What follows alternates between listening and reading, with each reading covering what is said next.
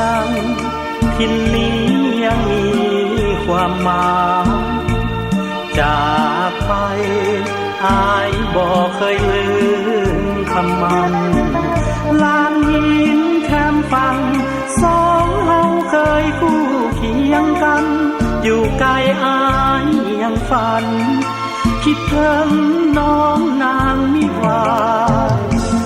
กงพนังจงคอยอายมาเคียงควรบ่อนานต้องมาหาน้องจนได้ลานหินคืนนั้นสองเฮาสุขสันต์สุดใจแสงเดือนคืนนั้นส่องใสสองเฮาได้พังใจจำบ่ลืมฮักเก่ายังซึ้งสวงในเสียงน้ำหลั่งไหล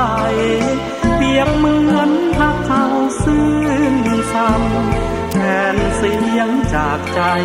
ของสายน้องนำอยู่ใกล้อายบ่ลืมคำรอวันหวนคืนแห่งนั้นคงพนังที่ฮักบ่ลืมดอกนาอายจะมาร่วมเพียงฮักเขาคงมันอยู่กับนวลน้องสองเฮาให้สมดังฝันขวัญตาน้องอย่าลืมวันเฮาสาบานที่คงพนัง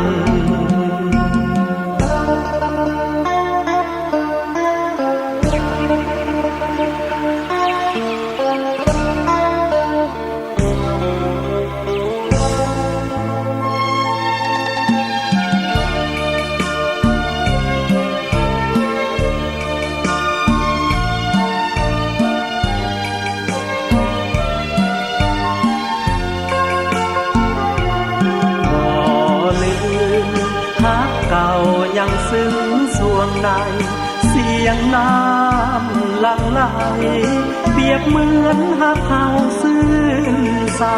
ำแทนเสียงจากใจของสายน้องนำอยู่ใกล้อายบ่ลืมคำรอวันหวนคืนแห่งนั้นกลมพนังที่ฮักบ่ลืมดอกนาอายจะมา